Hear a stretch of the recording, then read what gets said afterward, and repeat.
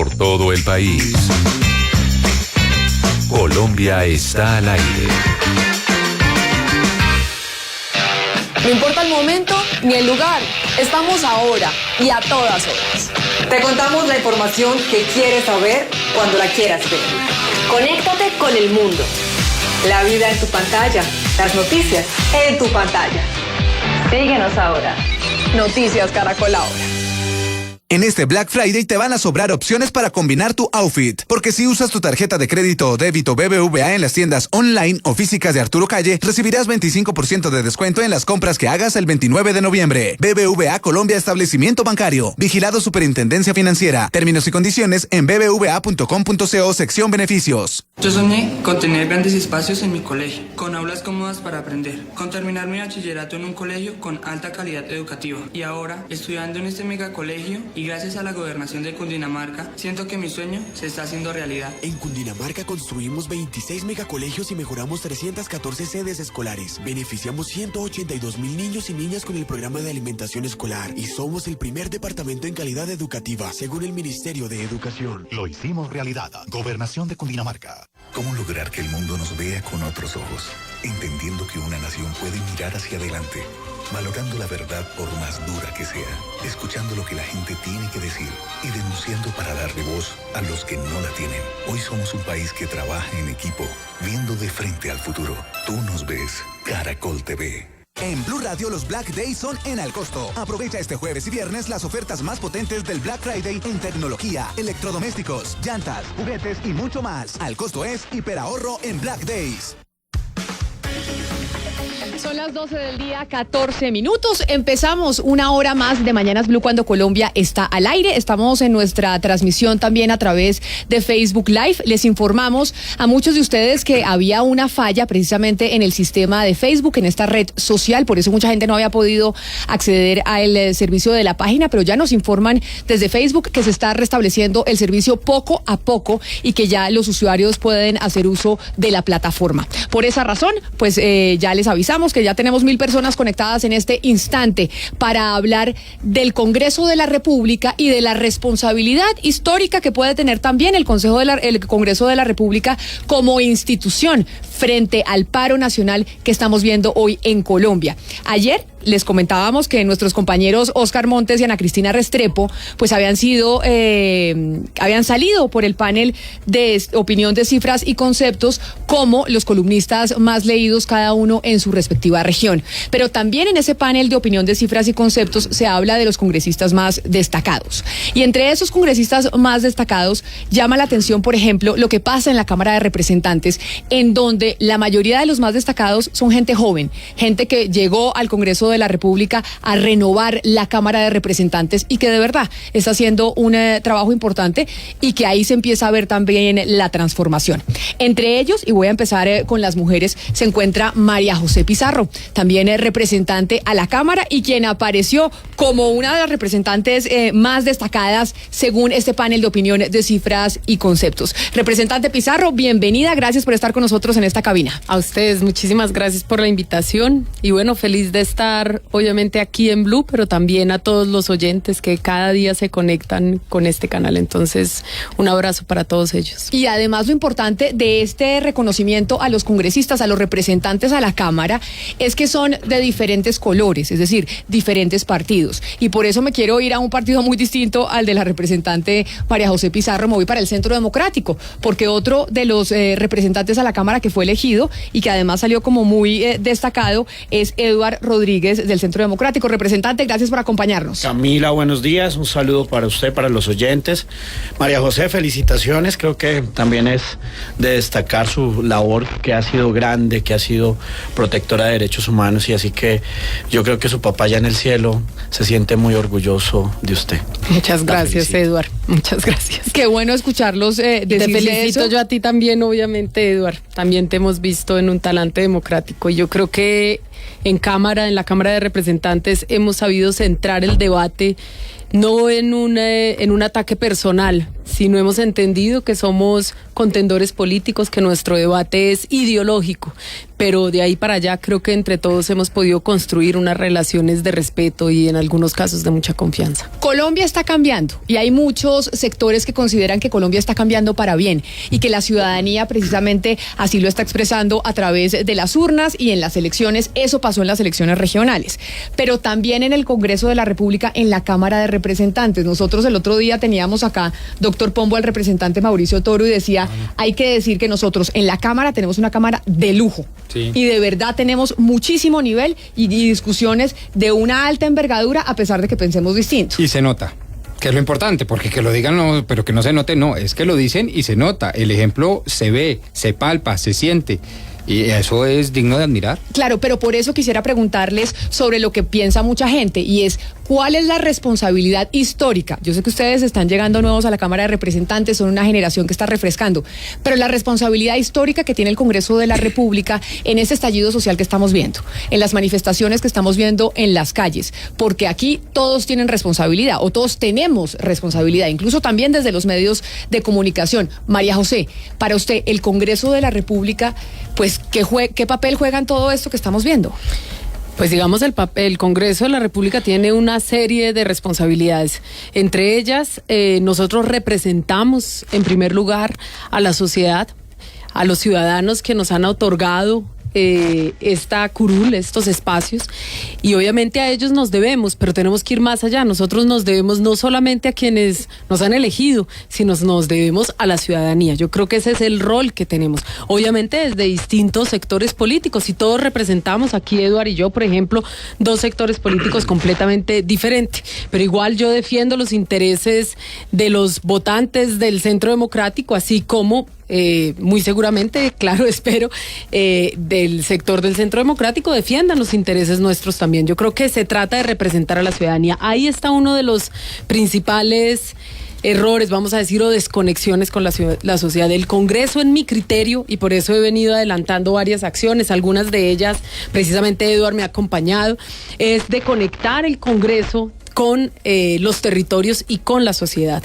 que nosotros podamos salir de este espacio hermético, frío del Congreso de la República, a veces para llegar a los territorios, sobre todo a los territorios más golpeados por la violencia o por el conflicto social, para poder establecer una relación muchísimo más directa y escuchar a la ciudadanía, de manera que cuando nosotros tomamos decisiones al interior del Congreso de la República, cuando votamos los proyectos de ley o realizamos debates de control político, podamos traer al Congreso las voces de la gente. Yo creo que eso es importantísimo, y ese ha sido uno de los errores. El Congreso se volvió un espacio aislado de la ciudadanía. La mayoría de la gente ni entra al Congreso, ni ha entrado nunca, ni espera poder entrar jamás, y piensa que los senadores son unos, o los representantes son unos personajes que se bajan en una camioneta, se suben en una camioneta, pero están realmente desconectados de sus necesidades, y ese es un error terrible de un congresista. Por otro lado, muchísimas veces y eso yo creo que es una autocrítica que deben hacerse todos los partidos,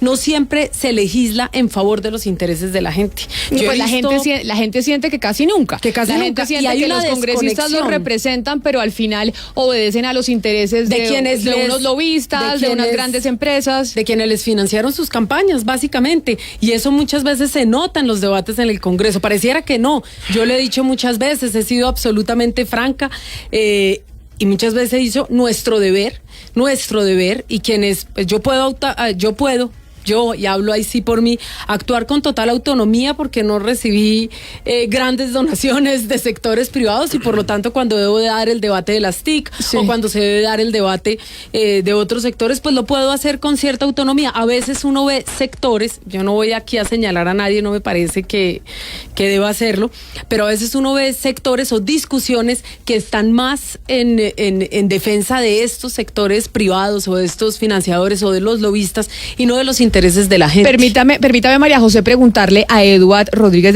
del Centro Democrático.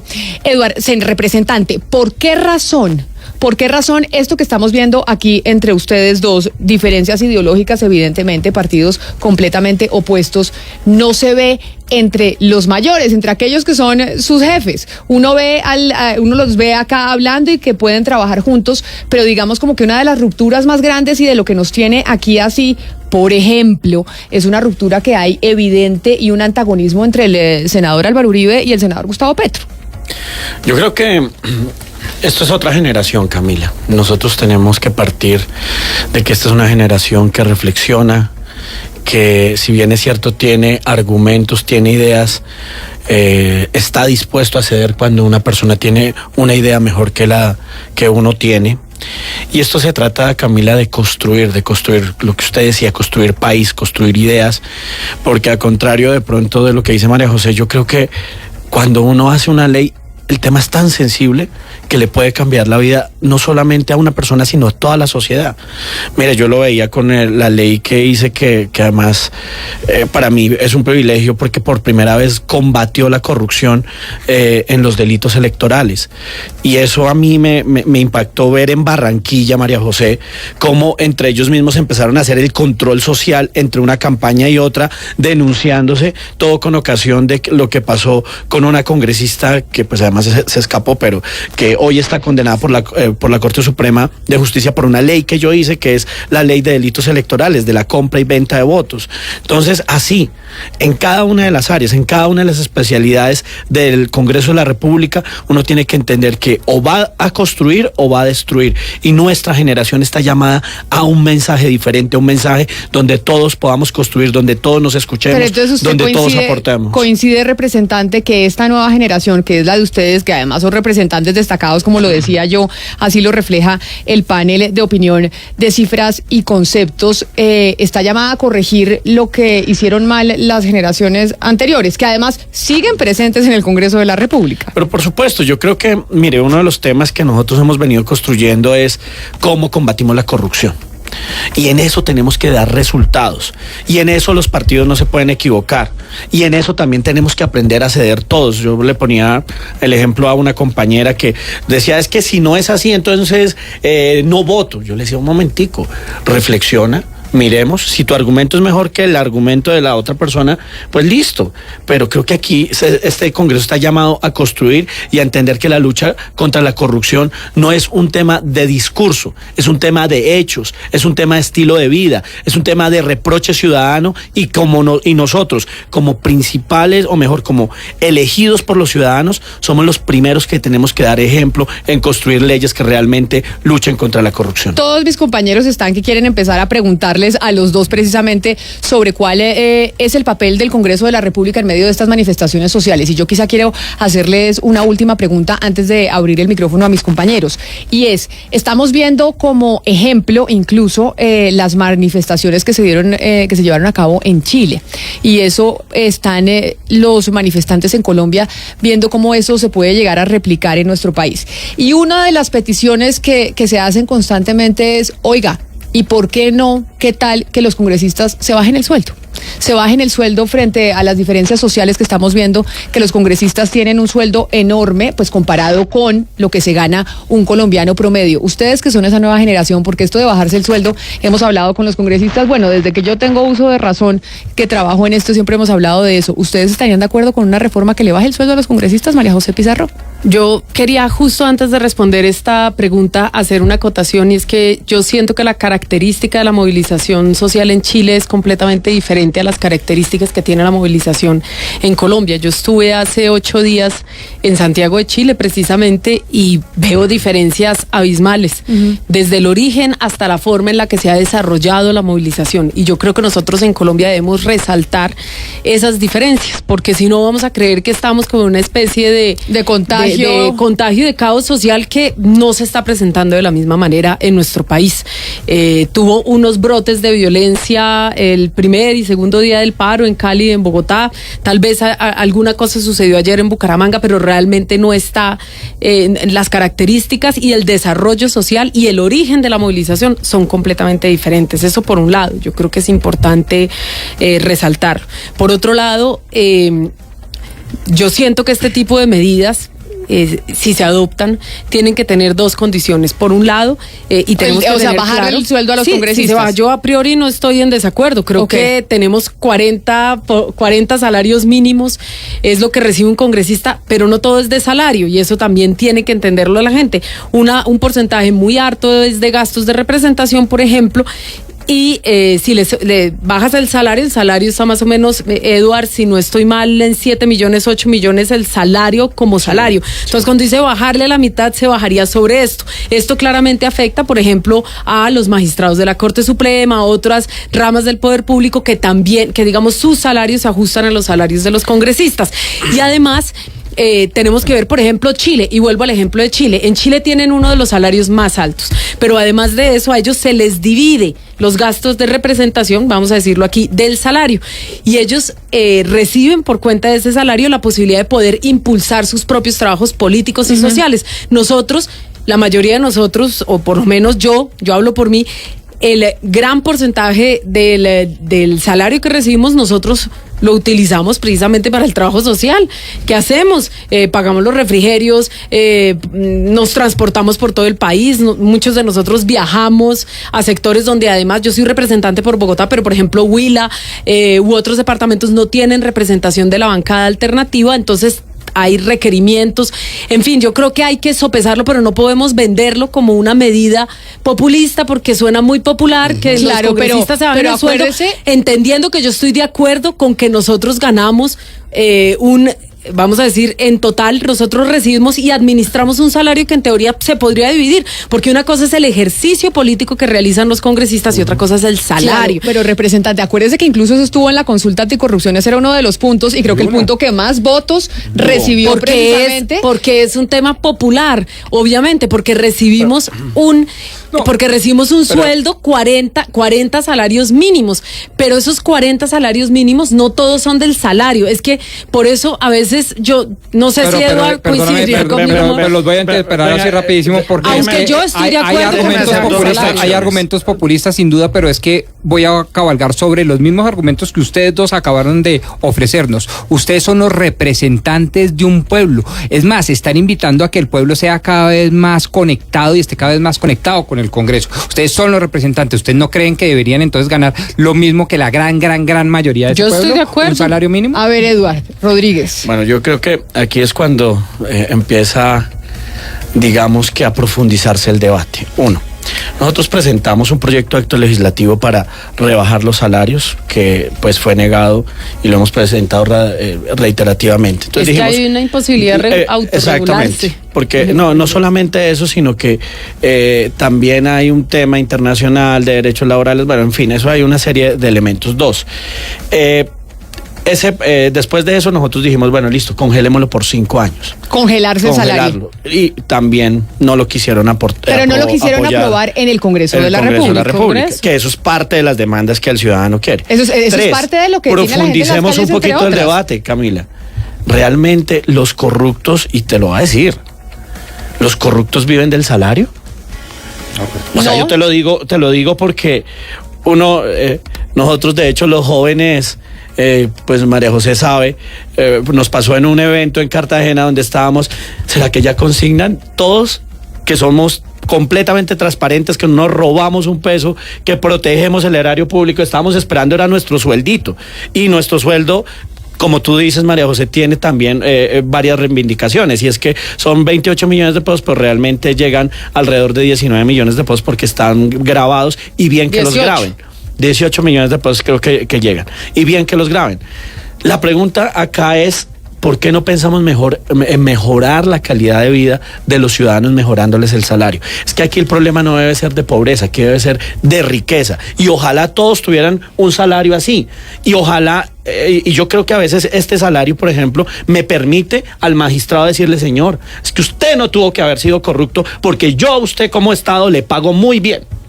o al señor que se roba la plata en otra parte. Entonces yo creo que también a veces es dignificar eso, pero si lo congelamos o si lo bajamos, me parece que es una medida excelente, pero mi gran meta es que todos los colombianos tengamos mejor calidad de vida y mejor salario. Mire, yo te voy a solo a decir, yo es la primera vez en mi vida que me gano más de 6 millones de pesos. Antes hacía un trabajo, me ganaba, lo máximo que me gané fue 6 millones, entre 3.400.000, 6 millones, mamá soltera, madre, cabeza de familia, con 2 hijos, y yo me siento perfectamente en la capacidad de vivir con un sueldo medio y eso que siento era una gran afortunada, ganándome 6 millones, porque obviamente hay sectores de la población que en Camila, condiciones mucho más difíciles se ganan menos. Discúlpame un segundito, Eduardo. Ahora, por eso te digo, el problema,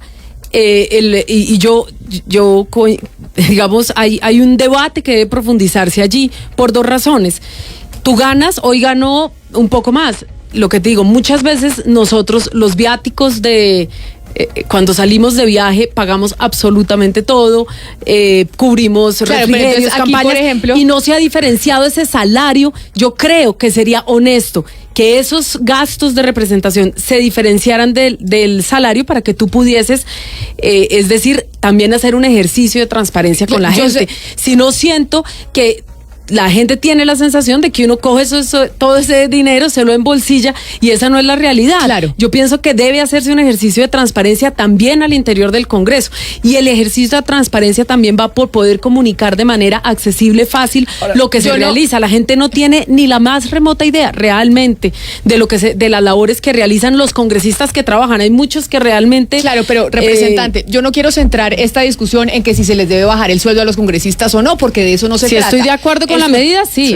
Fue la pregunta inicial, sí. Nosotros no solamente estamos de acuerdo, sino que ya lo propusimos, lo hemos tratado de hacer y pues no ha sido posible. Parte de las reflexiones que tiene que hacer a propósito de lo que usted preguntaba al principio, el Congreso de la República, es cómo manda un mensaje de transparencia a los ciudadanos y se rebajan el sueldo para que realmente exista mecanismos donde el ciudadano se sienta representado. Y transparencia, porque por ejemplo acá muchos oyentes que los están viendo precisamente a través de Facebook Live les preguntan, óigame, pero entonces, ¿y las camionetas, y los celulares, y el servicio gratis que reciben del BBVA, como decía el representante del Cesar, que a ustedes no les cobran como a los ciudadanos común y corrientes y les cobran las transacciones? No, nos cobran todo en el BBVA. Yo no sé si a él le tienen algún mecanismo especial, pero a mí sí. Ayer yo pago mis tarjeticas de crédito, yo soy juicioso, y además, y pago mi cuotica del apartamento, y ahí estamos. Y por eso digo, no es solamente eso, es que, por ejemplo, el ciudadano que está escribiendo a través de las redes,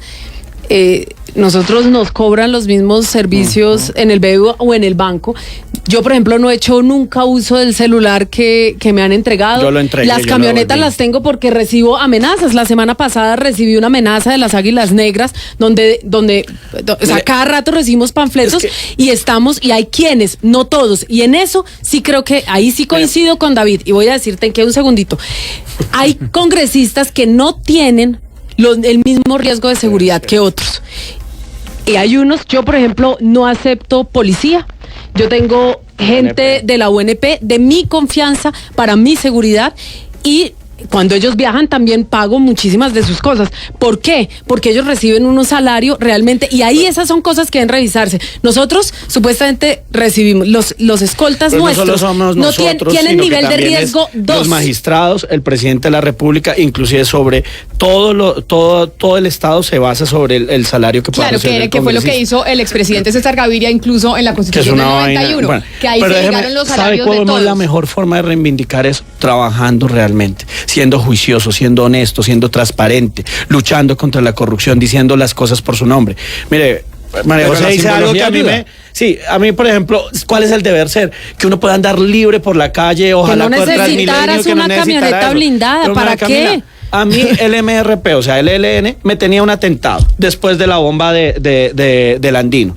Y el señor Santrich me tiene unas ganas y los otros. Entonces yo creo que, o sea, ojalá yo no tuviera que tener escoltas. Ojalá que esos escoltas se fueran a proteger a los ciudadanos. Ese es nuestro deber ser. Y uno tiene que ser en eso muy responsable y muy delicado. Porque a veces los propios escoltas, y para que los ciudadanos sepan, se le convierten a uno en los hijos. Uno tiene que ayudarles. O sea, uno no puede comer delante de ellos. Uno tiene que comer con ellos. Y es una cosa que se vuelve una familia y es algo bonito.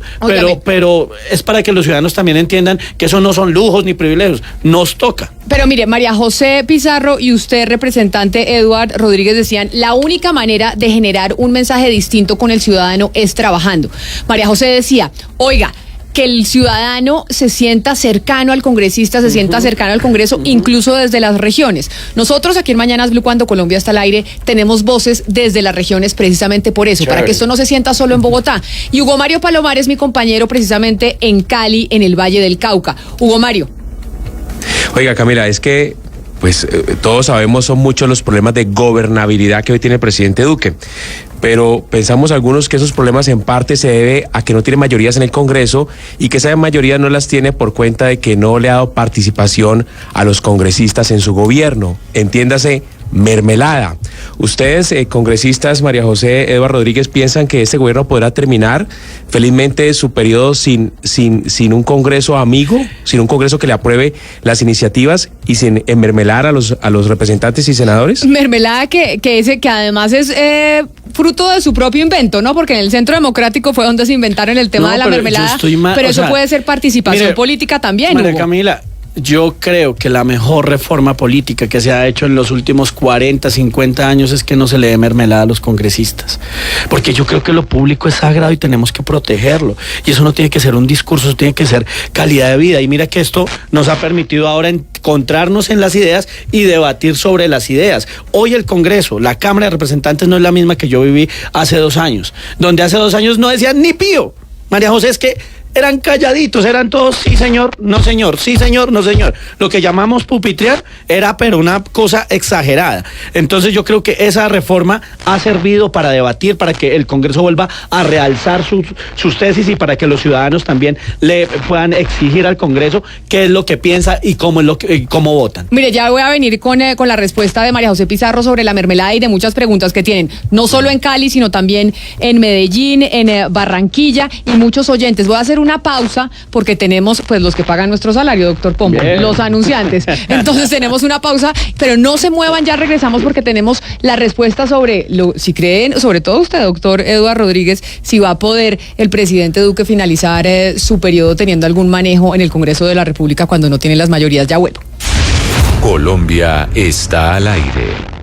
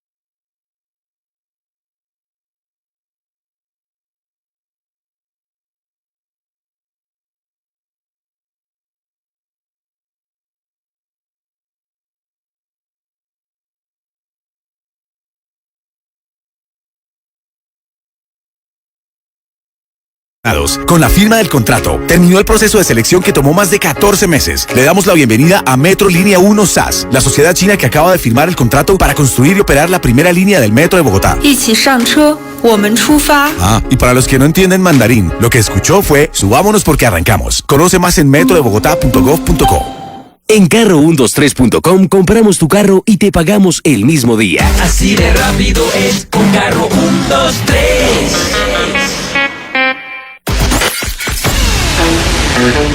365 días de historias únicas. A su oído. Entendimos que el impeachment contra Trump es viable y será real. Esto según la fiscal del caso Watergate, Jill Wine-Banks. I do. I think that for some reason, the latest episode in his criminal activities. Aprendimos de Mario Gabelli, uno de los hombres más ricos de los Estados Unidos, que hay que comprar acciones de Disney. I think for the next 5 years, owning a company like Disney because of the new merger and the new technology that they're bringing to the table. Y supimos más de la vida del fotógrafo más importante de la música, Mick Rock. I don't know, I've shot Pharrell, Snoop Dogg, Mark Ronson, Janelle Monáe. Un año de Mañanas Blue.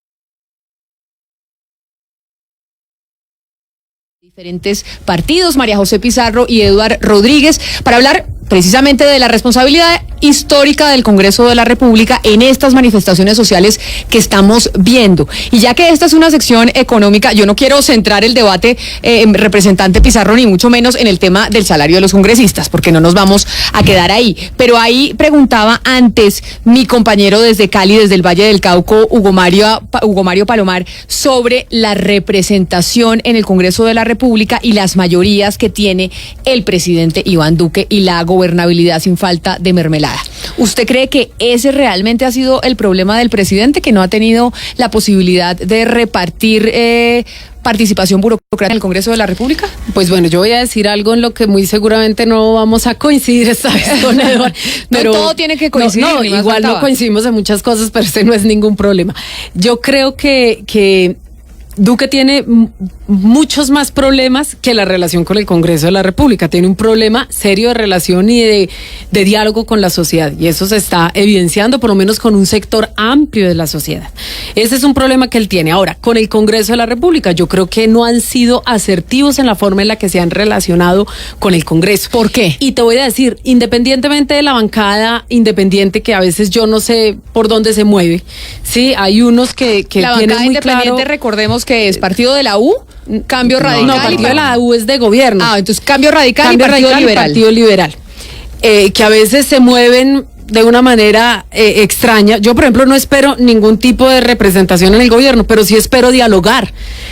Nosotros hemos estado esperando, yo lo dije incesantemente al principio, cuando recién se posesionó Duque, durante 6 meses dijimos, nosotros hemos planteado muchas reuniones, la oposición quería reunirse con Duque y no fue posible que el enlace del Ministerio del Interior nos citara para una reunión, que es su deber, independientemente de que nosotros estemos en la bancada de oposición. Pero ya mismo, yo ayudo y tengo un puente para que hagan eso inmediatamente. Pero ahora, el problema ahora cuando estamos en plenas movilizaciones. Yo no sabía, y tú sabes que cada pero si lo dije en el Congreso muchas para veces, mejorar el país. Eduardo, lo dije muchas veces en las plenarias, dije, ¿para cuándo que el Ministerio del Interior cite a la bancada? Cuando fuimos en medio de la minga para intentar, que no fue solo la oposición, que habían representantes de varios partidos, para que Duque nos recibiera en el Palacio para poder intermediar en la grave situación que se estaba viviendo en ocasión de la minga indígena, no fue posible que nos recibiera, nos dejó ahí parqueados y recibió a la gente de AICO y de los sectores cercanos al gobierno. El problema del diálogo, que es el problema del pacto nacional que promovía al principio, ahora diálogo nacional, que yo lo vengo escuchando porque obviamente voy a decir algo que tampoco es popular, pero el M19 en su evento lo proponía como en el 84. es que se hablan con los sectores que son diversos, con aquellos con los que no tienes acuerdo. De resto no tiene ningún sentido el diálogo, porque para hablar con los mismos. Pero precisamente, y ahí yo no sé si Eduard Rodríguez, que es del Centro Democrático de la bancada de gobierno, esté de acuerdo o no, probablemente no. Pero una de las quejas que se han hecho, incluso desde el Congreso de la República, es que el presidente Duque ha cometido el error que solo está hablando con su partido, solo está hablando con el Centro Democrático. Yo ya no tengo ni siquiera eso tan claro. Y por presión incluso de sectores radicales del Centro Democrático, doctor Rodríguez, no me diga que es que están más divididos que quién sabe qué. Ni tengo todavía doctorado. Pero ¿no será que el presidente está preso también de esa bancada radical del Centro Democrático que dice no puede negociar, por ejemplo, o hablar con la oposición? Te voy a hacer la siguiente reflexión. El presidente Duque es malo porque boga y malo porque no boga. Y hablábamos en estos días con un medio de comunicación de lo mismo. Y es que no, Duque está presionado por su bancada y los sectores radicales. Pero perdóneme, el presidente Duque, sabemos y el país sabe que hay personas que no están de acuerdo con muchas cosas que él plantea de centro y los sectores radicales de mi partido son los que más le cascan. Son los que más le cascan y la otra extrema también le casca. Y el único discurso que el presidente ha dicho es: venga, entre todos construyamos, es que todos tienen algo bueno que aportar. Pero eso tiene unas metodologías. Y eso sí, claro, no pero déjame decirte las parte de las metodologías. No son vacías, ese es el problema. Pero María José, tú no puedes desconocer que a ti te invitaron, por ejemplo, en el taller Construyendo País de Bogotá, que en cada una de las regiones siempre se invitan a las diferentes bancadas de oposición para que también vayan y le digan al presidente: mire, por ejemplo, César Pachón en Aquitania, Boyacá, le decía: es que yo no estoy de acuerdo con tal y tal cosa.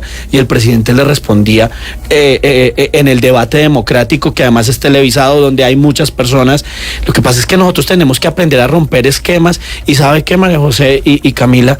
Algo que me he dado cuenta de profunda reflexión es que nosotros tenemos que aprendernos a escucharnos más y saber que a romper algo como la preconcepción que yo tengo de la otra persona. El prejuicio, que es: no, María José es hija de un exguerrillero, entonces ella es mala. No, María José es una mujer brillante, juiciosa, pila, tiene muchas características buenas, como yo también tengo muchas características buenas, y tenemos que romper esos prejuicios que nos han hecho mucho daño. Valeria. Usted habla justamente de romper esos prejuicios, y digamos que eso está muy bien, y el diálogo entre ustedes en el Congreso. Sí, pero ¿cuál es el diálogo que el Congreso está teniendo con sus electores? Porque lo que estamos viendo es un desprestigio de la democracia representativa. Las personas en las calles están yendo al Ejecutivo directamente a querer negociar con el presidente, y ustedes, el Congreso, invisibilizado, cuando el Congreso debería estar recogiendo lo que quieren esas personas para tramitarlo por el Congreso. Ustedes no existen, ustedes simplemente se quedaron en el Congreso y nunca fueron a donde sus electores. ¿Por qué está pasando eso? Valeria, yo no sé por quién hablas. Yo haría dos reflexiones. Me siento aludida por ese comentario. Totalmente, pero pues es lo que las personas piensan en la calle, independientemente de quién sí o quién no. Ese es el reflejo. Yo creo que hoy hay la mecanismos diferentes y uno debe estar primero siempre escuchando al ciudadano. O sea, lo que yo hablo, lo hablo siempre desde la construcción de una política pública, de la construcción de unas ideas que las hago con el ciudadano. Yo hago antes de elecciones, durante elecciones y posterior a elecciones unos talleres que se llaman Taller Bogotá, donde me siento con 10 personas, hacemos encuestas, hacemos una metodología de trabajo y de ahí sacamos proyectos de ley. Mis proyectos de ley no salen porque, uy, qué inteligente es Eduard Rodríguez, no, es porque nosotros con la ciudadanía construimos una serie de proyectos que le benefician a la ciudadanía. 2, el tema de comunicación. Yo creo que por ejemplo, le estaba contando fuera de micrófonos a Camila que yo cojo en Instagram o en Facebook y yo hago mi propio rendición de cuentas a diario. Entonces acabo de votar el proyecto de ley anticorrupción que requiere esto y va a combatir a los corruptos de esta forma. O estoy haciendo el proyecto de ley el que la hace la paga para que el que se roba el celular realmente vaya a la cárcel, indemnice a la víctima, haga un trabajo social. Esta rendición de cuentas que uno hace con el celular también tiene que ser expandida y eso también significa un diálogo permanente con los ciudadanos. Ahora, el tema grande que tú planteas, que me parece que es maravilloso, Valeria, es el tema de por qué hoy estamos protestando. Y es un tema que tenemos no solamente el partido de gobierno, sino todos, oposición, Congreso, todas las instituciones, de entender qué es lo que está pasando para llegar y generar soluciones. Representante Pizarro, esta mañana escuchábamos, por ejemplo, esa conversación entre Jennifer Pedraza, representante de los estudiantes, y la ministra de Educación, y uno ve ahí un poco como un bloqueo, un poco de intransigencia. Yo le quiero preguntar a usted sobre el papel de, pues, suyo como oposición. ¿Cómo hacer oposición tendiendo puentes, sin obstaculizar? Digamos que no se presente este caso en que no ve uno como esa intención de oírse. Mira, yo te voy a responder las dos preguntas porque me siento obligada por la forma en la que presentaste la pregunta. Te voy a poner dos casos en concreto. En el momento más álgido de las movilizaciones del año pasado del movimiento estudiantil, por ejemplo, había una imposibilidad para que el gobierno y los estudiantes se sentaran a dialogar. El Congreso fue el primer escenario de diálogo, no solamente porque trajimos a los estudiantes para que pudieran exponerle a los parlamentarios los puntos del acuerdo. Lo mismo sucedió con la minga indígena y lo mismo está sucediendo ahora, lo vimos la semana pasada, sino que además nosotros hicimos en la Comisión Sexta, citado por mí y por la bancada de oposición, no por echarme flores, sino porque esa fue la realidad, citamos a la ministra. Después de un primer incumplimiento, la ministra vino, eso se realizó en la Comisión Primera, porque no había espacio en la Comisión Sexta, y fue el primer escenario donde la ministra escuchó el pliego de peticiones de los escenarios, es decir, de los estudiantes, perdón. Lo mismo sucedió con la minga indígena y lo mismo sucedió la semana pasada cuando queríamos que el Congreso viajara. O sea, en pleno usted básicamente dice que el Congreso no está invisibilizado y que sí está siendo intermediario entre el gobierno y la sociedad civil. Yo no hablo del Congreso porque nosotros no podemos responder por las posturas políticas de los demás representantes, pero sí hay un sector que se ha interesado por mantener un diálogo constante con estos sectores sin suplantar su voz. Y ahí viene la segunda reflexión. Yo no puedo suplantar la voz de la ciudadanía. Precisamente una de las cosas que está sucediendo en este paro es que la gente, y sucedió también con los estudiantes, dicen: nosotros no queremos que se politice, ¿sí? Y se discutía la semana pasada, precisamente, Eduard, y hicimos todos una serie de constancias presentando nuestros argumentos, porque no se quiere que se politice la voz ni el reclamo de la ciudadanía. Entonces, muchas veces ellos quieren, eso es lo que yo siento, que nosotros estemos con ellos y compartamos sus luchas y seamos un ciudadano más. Espérame un segundo. Sin suplantar la voz, es decir, establecer mecanismos de diálogo, pero establecer esos mecanismos tú no lo puedes hacer porque se te ocurre, sino que tiene que haber un diálogo, sobre todo con los sectores que están convocando X o Y movilización social, independientemente de si es un sector más cercano a nosotros, si es un sector con el cual podemos establecer un diálogo, o si, por ejemplo, mañana hubiese una enorme movilización convocada por el Centro Democrático o por algún sector más cercano al Centro Democrático, que digamos que nosotros deberíamos también poder establecer ese puente de comunicación, pero debe ser dialogante, no puede ser impuesto. Le pregunto al representante Rodríguez a propósito de lo que estaba comentando la representante Pizarro. Mire, representante Rodríguez, uno se pregunta, el presidente Duque, el presidente de su partido, que es presidente de todos los colombianos, necesita una interlocución con todo el país, es cierto, pero tampoco uno lo que está notando es que tampoco tiene la interlocución con su partido. Es decir, que el propio partido, el Centro Democrático, por dentro tampoco está cohesionado en un respaldo al presidente Duque. Entonces, ¿cómo va a dialogar el presidente Duque con los demás partidos, con el resto del país, si no se está entendiendo con su propio partido? ¿Qué es lo que está pasando internamente, representante Rodríguez? Oscar, muy buena su pregunta, pero además... Oscar desde Barranquilla, esa pregunta es desde la costa. Bueno, Oscar, muy importante además, un saludo a todos los amigos de Barranquilla, la ciudad, más que ese malecón quedó súper espectacular, así que hay que irlo a visitar, les felicito. Ustedes son un orgullo para Colombia. Pero bueno, Oscar, le contesto. ¿Sabe qué es lo bueno de la democracia y de los partidos, y el partido en especial donde yo estoy? Que hay debate. Y eso es importante. Yo no tengo que pensar igual a María Fernanda Cabal, ni María Fernanda tiene que pensar igual a mí. Somos, digamos, que dos congresistas que representamos unas ideas, pero en algunas otras coincidimos plenamente. Y lo importante es que nos escuchamos. Ahora, respecto a la pregunta, por supuesto que el partido está cohesionado al interior al interior, pero también con el presidente Duque, y eso sabe cómo se muestra, Oscar, en las votaciones, en los debates, en que yo venga acá a Blue Radio y diga cuáles son las cosas buenas del presidente Iván Duque y cómo ha avanzado este país, cómo ha venido desarrollando una agenda participativa y democrática. Ahorita me decía la ministra María Victoria Angulo cómo se ha reunido más de 63 veces con los estudiantes y cómo han llegado a diferentes acuerdos y cómo ahora se está promoviendo que en las universidades esos recursos que se están ejecutando se ejecuten transparentemente. Eso es lo bonito de la democracia, que hay que se puede debatir, y por supuesto el presidente Iván Duque es un hombre demócrata, que no solamente escucha al Centro Democrático por ser su partido, sino que es su obligación constitucional, legal, pero además sus principios, escuchar a los demás partidos y por supuesto a toda la ciudadanía, y en eso creo que nos ha dado un muy buen ejemplo.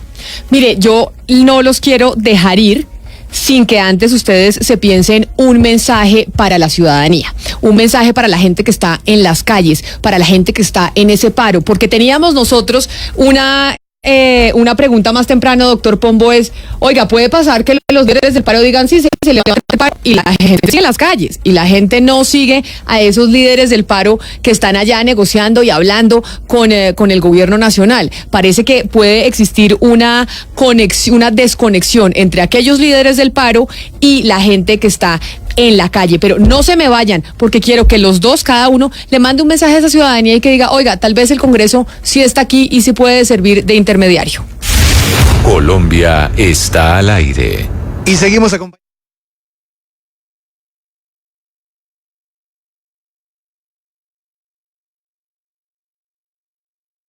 Impuestos y págalos en solo 3 pasos.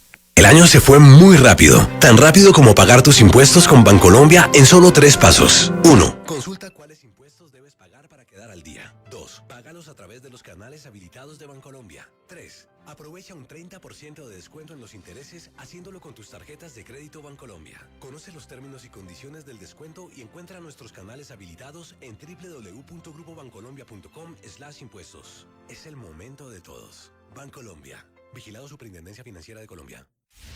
Colombia está al aire. Y sí, señor, estamos al aire en todo Colombia. Y por eso hoy que estamos hablando de la responsabilidad histórica del Congreso de la República, pero con gente nueva, con gente destacada en la Cámara de Representantes. Un mensaje, representante María José Pizarro, para aquella gente que está en la calle y que a veces siente una desconexión de pronto, incluso con aquellos que están liderando el paro.